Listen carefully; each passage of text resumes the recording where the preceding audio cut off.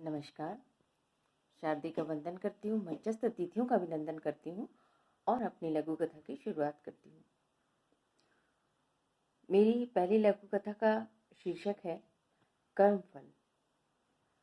मोना के घर के लोग उसे बिल्कुल पसंद नहीं करते थे। करते भी कैसे, उसे तो बाबूजी कहीं से उठा कर ले आए थे। गरीब अनाथ मोना पूरे दिन घर का सारा काम करती, फिर भी इन्हें इस पर तरस नहीं आता। एक दिन उस घर की बड़ी बहू का भाई कुछ दिन रहने के लिए उनके घर आया। खूबसूरत मोना को देखकर उसकी नीयत बिगड़ गई। एक दो बार उसने उसे परेशान भी किया, पर मोना ने अपने बाबूजी की खातिर किसी से कुछ नहीं कहा, चुपचाप घुटती रही। मगर एक दिन सब बाहर गए हुए थे। मोना को घर में अकेले पाकर महेश ने उस पर हमला बोल दिया।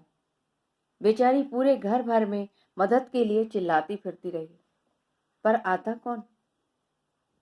पर तभी अचानक घर का दरवाजा खुला और महेश के गाल पर एक करारा जोरदार थप्पड़ पड़ा। ये और कोई नहीं, मोना के बाबूजी थे, जिन्होंने दिल से उसे अपनी बेटी माना था। और उन्होंने महेश को इतना मारा कि वह मोना तो क्या, अपनी बहन से मिलने के लिए भी कभी उनके घर नहीं आया। मेरी दूसरी लघु कथा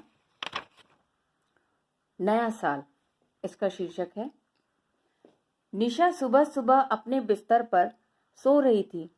उसे पता नहीं था कि कल जो उसका सम्मान हुआ था, उसकी खबर फोटो सहित अखबार में आई हुई थी। परंतु उसके मम्मी पापा को यह पता चल चुका था और वो चूंकि निशा जल्दी उठती नहीं थी, उसे उठाने का उन्हें अच्छा तरीका मिला। माँ ने गरम गरम चाय बनाई और उसके पास लेकर गई। कहा, निशा उठो, चाय पी लो। निशा अलसाती अंगड़ाती सी उठी और उसने चाय के चुस्के लेना शुरू किया। चाय पीते पीते उसे अचानक पास में रखा अखबार दिख गया, जिसमें नए साल की खबरें छपी हुई थी। वो उन्हें देखते देखते उसने पेपर को अंदर पलट दिया और जैसे ही अंदर उसने अपनी फोटो, अपना समाचार सम्मानित होने वाला देखा तो खुशी से उछल पड़ी और पूरे घर भर में घूमने लग गई। मेरी फोटो आई है, देखिए मुझे सम्मान मिला था, मेरी फोटो आई है।